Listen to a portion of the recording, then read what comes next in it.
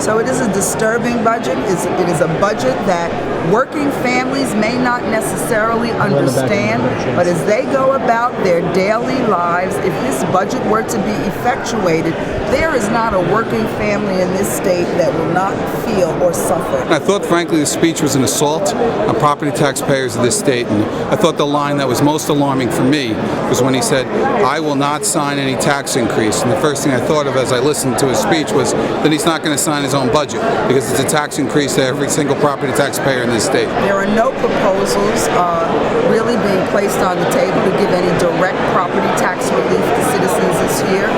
The governor is projecting that the first time citizens would get tax relief is in May of 2011.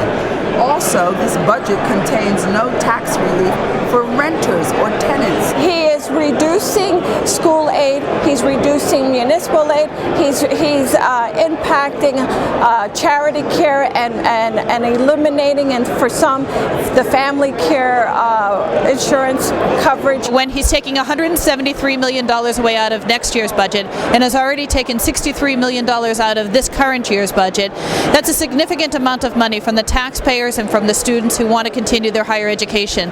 Look, we need to invest in our children. We need to look at our colleges as economic engines to be able to help with turning around the economy. Very disturbing education cuts. I was recently reading a biography of Franklin Roosevelt, and his quote was that in the most economically difficult times, education should remain a top priority. Today, the governor made it the top priority for cuts. If you use mass transit in an urban area to get to a school or to buy groceries or to get around town, you're paying an additional fee, which is also known as a tax. So the poor and the middle class will still be subjected to increased fees, which means increased taxation. There are so much of cuts that are there that are going to go back to the local school districts and the municipalities, and the people, taxpayers, have to pay one way or the other. We heard promises that property tax relief was going to be maintained, that school funding was going to be maintained, that the tax burden on average folks would not be increased, and indeed we have seen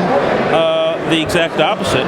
The only promise that so far that I can tell that's been kept is one to lower the tax burden on the wealthiest New Jerseyans. This is basically Bush politics of tax breaks for the wealthy and trying to shift it, trickle down to the middle class. We've seen that it's not worked at the national level. I doubt it will work here in New Jersey. So no, this budget doesn't sit well, but as speaking on behalf of the Assembly Democratic majority, we know that we can just not be unhappy with the presentation of the budget. It is up to us as the majority to examine every aspect of this budget, which we will be doing through a series of public hearings over the course of the next several weeks, and we will attempt to work with the governor to create some semblance of stability for working families.